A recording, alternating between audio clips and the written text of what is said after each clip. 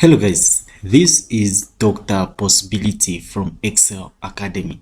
Kindly make sure that you subscribe to our YouTube channel and make sure that you register with Excel Academy.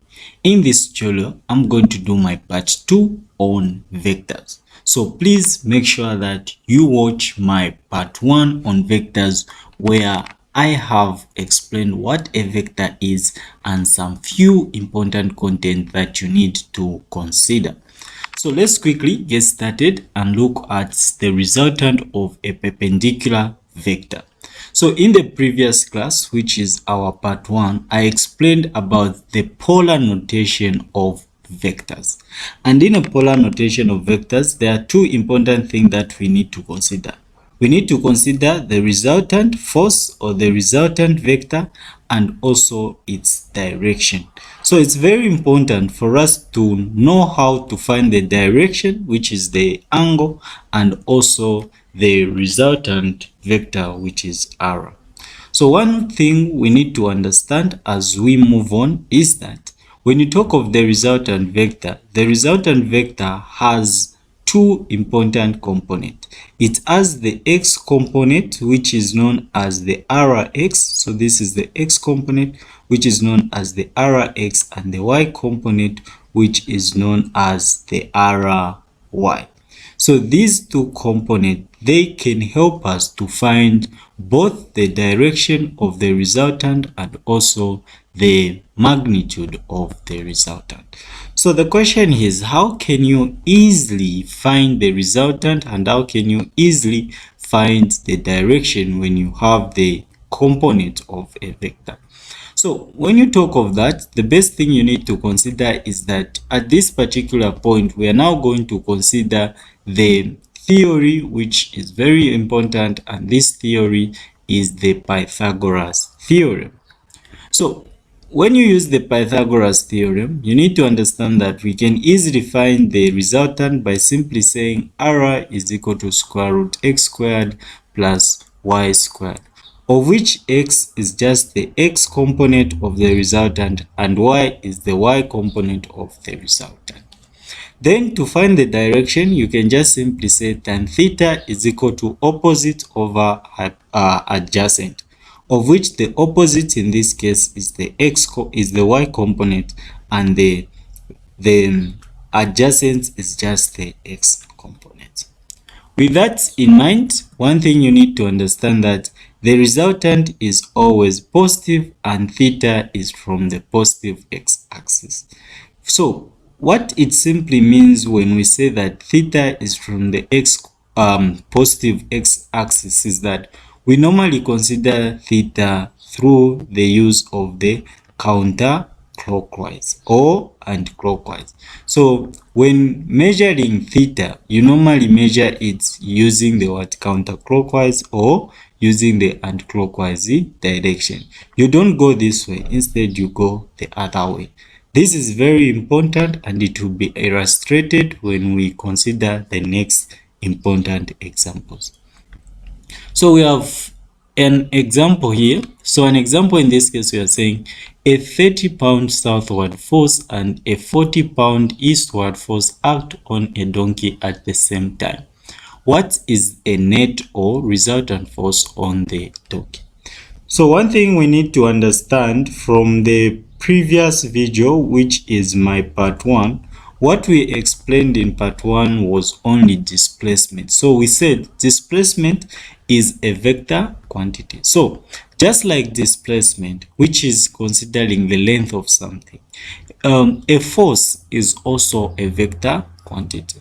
So the same way we dealt with the length or displacement is the same way we can also deal with the vectors that have to do with forces.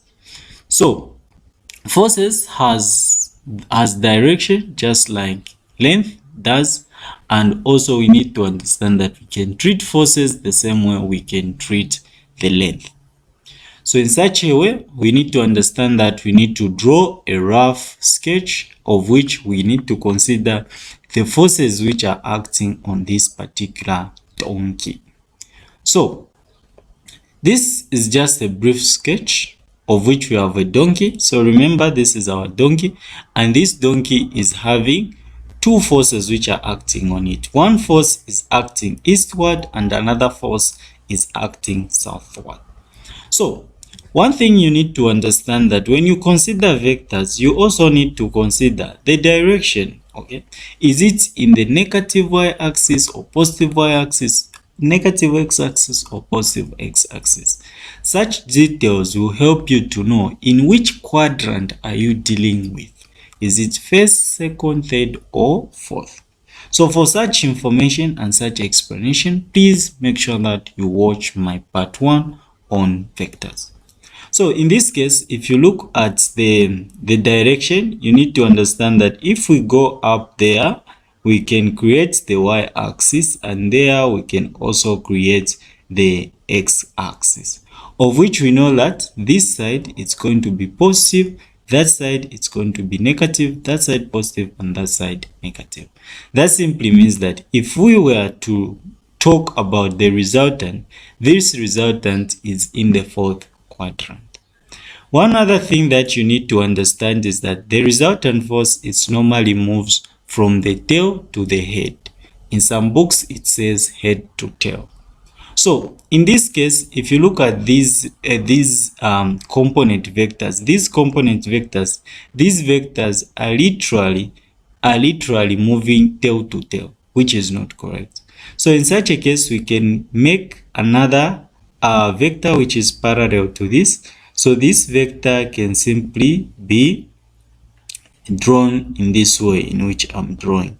So you can have that, and this is still 30 pound. This is still 30 pound. Then when you draw this vector, because this vector is from tail origin there, then it goes like that, head, and then the other one has to come from the head, and it goes like that.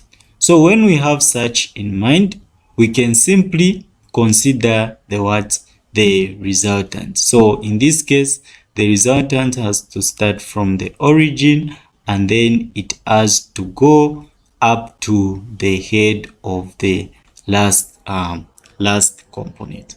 So this is R, which we are simply looking for, and then we have two important angles that we need to consider. Remember, we have R, but we also have two important angles that we need to consider in this particular. So you have this angle in green, okay, you have this angle here, and you also have another angle which is going round. So it's very important for one to know which angle are you going to consider. Is it the one in green or the one in yellow? So like I said, angles are being written in terms of what? In terms of anti-clockwise direction. Quite alright, we'll use this angle here first, which I can put gamma or whatever, and then this one I can put as theta. So as you work out, you need to understand that the angle which you are going to have on your calculator is the angle which is this one, but we are not looking for this angle. Instead, we are looking for the other angle which is in the anti-clockwise direction. And remember, we also have this as the resultant which we are looking for. So after you have this in mind, this simply means that you are simply talking about such a diagram. So in such a diagram, like I have said, this has to be negative, this 30 has to be negative because it is in the negative direction of the y-axis. And then this is the resultant, the one in red, and it being the resultant, it has two important components, the x component and the y component. So let's quickly look at how you can simply find the resultant and also the direction. So in such a way, you can borrow the formula, which is R, which is the resultant, is equal to the x component plus the y component. Then when you work out that, you fuse in 40. When you get 40, you put there, and then also even if you put a negative there, it will still give you the same thing. When you place on a calculator, your answer should be 50 pounds. What about theta? So theta, you're just simply going to say tan that is equal to negative 30 over 40. So the negative is just simply indicating the angle. In some textbook, they'll put a modulus there, which means that when you plug in there, the answer you're going to find it will be a positive guy, and you're just considering the first quadrant. But we have put a negative here because we are dealing for the angle, the force which is in the fourth quadrant. So when you plug in negative 30 over 40 without the modulus, it's going to give you negative 36.9. In some books, if you consider the literature which is in some books whereby you put a modulus, so when you plug in that and place, it's going to give you 36.9. so that 36.9, it is for the first quadrant, and this negative 36.9 is telling you that you are in the fourth quadrant. Now this negative 36.9, it is this angle. So this angle is the one which is the negative 36.9. But remember, we are looking for this other angle. So to find this other angle, we are just simply going to say 360. We're just simply going to say 360 minus 36.9.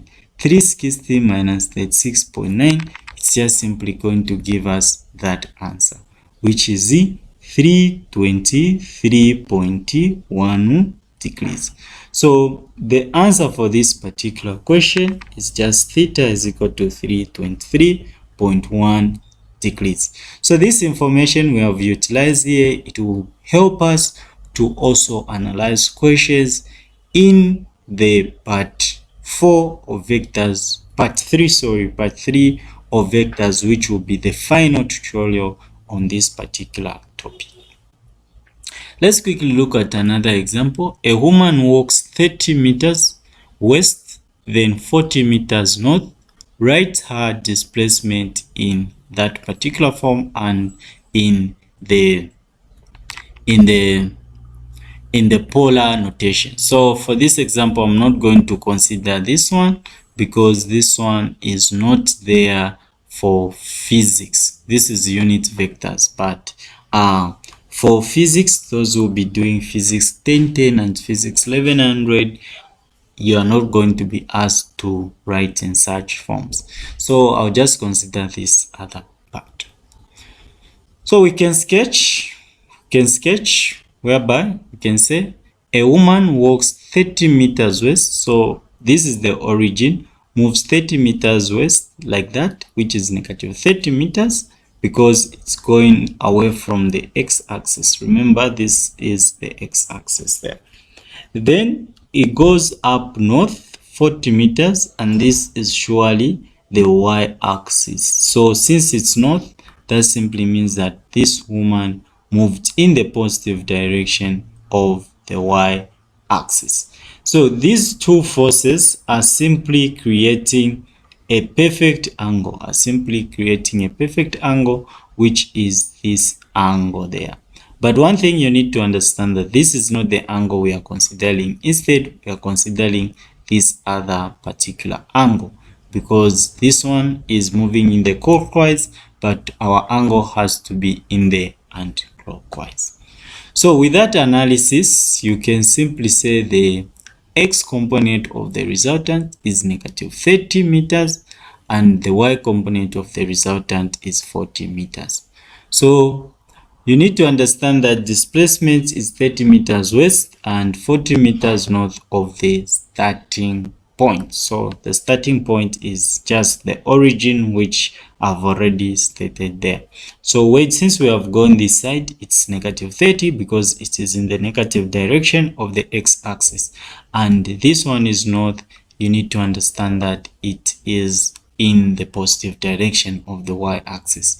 Then the resultant will automatically move from the tail to the head. Okay, so this is the information that we have. And we can simply write this work in notation form.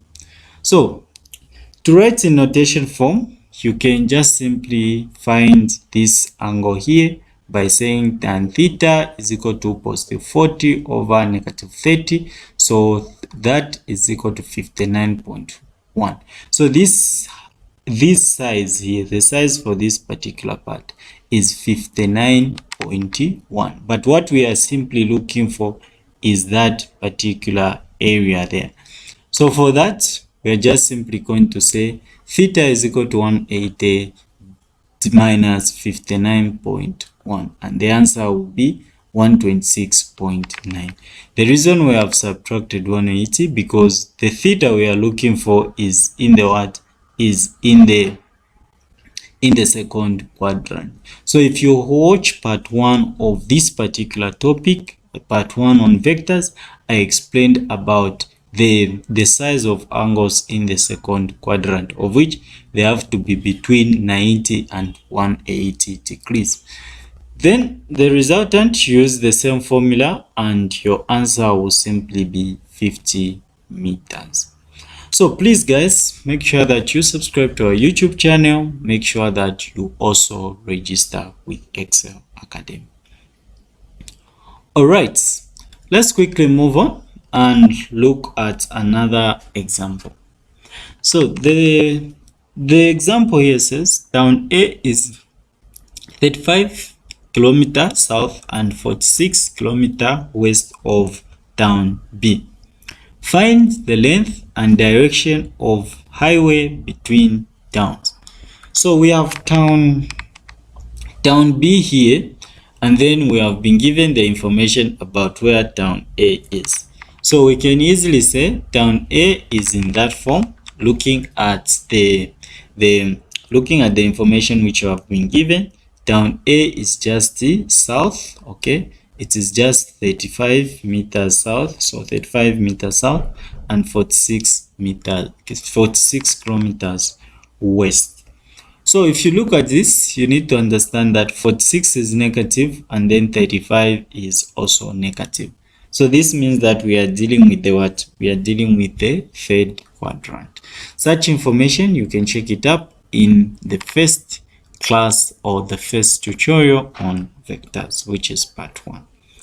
So the question is find the direction. So when they ask direction, they are simply asking about the angle, but we are not going to consider this particular angle because this is the third quadrant, meaning we have that guy as the y-axis, that guy as the x-axis, and the angle we need to consider is that particular angle.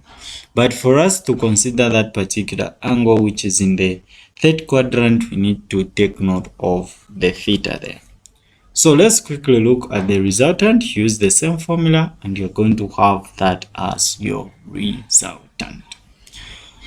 Then for the angle or direction, you're just simply going to use the formula. Remember, this one is negative because it is in the west direction. This one is negative because it's in the south direction. So when you work out that, you are simply looking for this particular angle and your answer will be that. So this answer is not the correct direction for this is not the correct direction for this particular vector, because this which we have found, it is the angle there, but what we are looking for is theta, which is there. And since it's in the third quadrant, we're just simply going to say 180 degrees plus 52.7 degrees, and the final answer will simply be 232.7 degrees. Let's look at the other example. Find the component of the 240 Newton force exerted by the boy on the girl if his arm makes an angle of 28 with the ground. So in this case, we have been given the resultant. And then we have also been given the direction, and then you are asked to find the vector component. So looking at the picture, we can easily sketch the forces. So we have that force, which is the resultant. So if we pick this particular point, if we pick this particular point as the point of action, then we are going to have these forces which are there. So we have this as the resultant, this is the x-axis, that is the y-axis. So this information can simply be interpreted using that, whereby F, which is the resultant, as the force, and this is 240 Newton. And this F has component. You have the x component, which is this one, and the y component, which is that one. So which is there, that particular guy, because this one and that one are just parallel. So after doing that, having the direction, which is theta, you can simply say the x component is negative modulus of 240 cos 28. So if you look at the component of the resultant, how to find the component of the resultant? So you need to check part 1 of this tutorial. So this is part 2. Part 1 has how to find the component of a particular vector. So check out that particular video, which is on this same channel. So modulus of 240 cos 28. Remember, in the first quadrant or the third quadrant. So remember that when you are dealing with the x component of a given vector, given resultant, you just have to use cos whatever angle. So the modulus here is just to make sure that everything inside there is positive, and then the negative is outside. The question is, why have we put the negative outside? So the negative here is just trying to help us in what direction did this force act in the x component. And you know it is this side, so that means that it is in the x component of which it is negative. So when you plug in, it will give you that, which is 212 Newton. The negative is just telling you that it's moving that way. Fy is equal to plus 240 sine 28. You know, this is the formula when you are dealing with the y component of a vector, and this has well been explained when you watch part 1 of this particular video. So positive is just telling us that the y component of this force is positive, the y component of this force is positive. So when you work out that, it's going to give you positive 113 Newton. Alright guys, let's move on and look at this particular example once again. Find the component of a 300 Newton force acting along the handle of a lawnmower. The angle with the ground is 32 degrees. So here we have once again been given the resultant force, and then what we just need to do is to find the vector component. So looking at the picture, we can easily analyze the forces. So this force is that force which is 300 Newton. If you look at the force, it's just moving in that particular direction. So it's like that, and then the angle is 32 degrees. Okay. With that being said, we can simply analyze that information using the free body diagram. So this is the free body diagram. I'm going to show you in class for those who are going to register with us on how to draw the free body diagram. So with that being said, you can simply say this is the force, which is 300 Newton. This is the angle, which is the 2 degrees. This is the x component, and that is the y component. So when you plug in, the f of x is negative 300 cos 32. So if you look at that, the x component is negative in that particular. That's why we have put the negative. And the answer is just negative 254 newtons. The y components, you use the formula which has been explained in part 1. So which is negative 300 sine 32 degrees, and your answer is negative 159 newtons. So ladies and gentlemen, thank you very much for joining me. In case you want to register with us, you can simply contact me on a direct call, or you can simply WhatsApp us on the numbers that have been shown on the screen. Thank you very much, ladies and gentlemen, for joining me. Have a blessed evening.